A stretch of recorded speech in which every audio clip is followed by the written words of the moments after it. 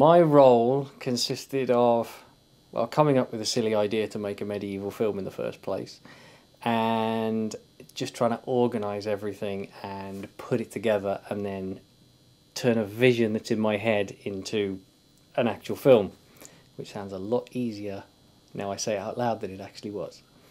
The story is a snapshot of life in the medieval world. It's non-place specific, although we did base it obviously in Jersey, but it could be anywhere in sort of Northern Europe. So I play the part of John Carpenter. He's married, his wife Edith. They're attending on a medieval holiday at Tourney. John is very keen to see the sword fighting. Edith, on the other hand, is there to purchase anything she can, basically. I played a crabby old bag who was determined to get some ribbons out of her husband.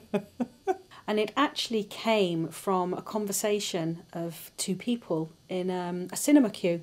The girl wanted to go and see some rom-com, and the guy wanted to see the James Bond movie.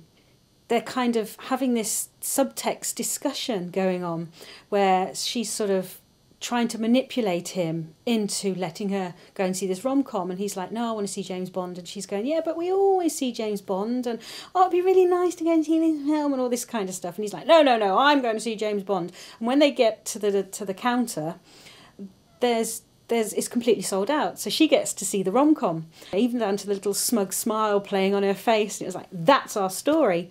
So we adapted that into this couple that go to this local fair, and he wants this salve because he's having a bit of a problem with his back, and she wants these ribbons, and it's the whole altercation between them.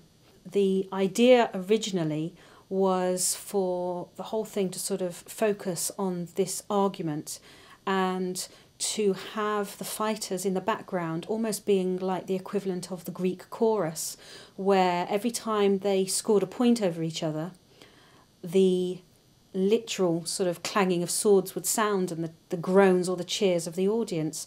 Now, eventually it didn't sort of quite turn out to be that, because so many other elements then sort of got pulled in, because we knew Julian, we knew he was a medieval historian and a member of the SCA and very, very keen on that kind of whole era, and we thought we'll just pull him in as a historian. But when he actually becomes animated and starts talking about the period, it's like his whole demeanour lights up, and it was very apparent that we had this character. You know, his persona that he uses for the SCA was absolutely ideal.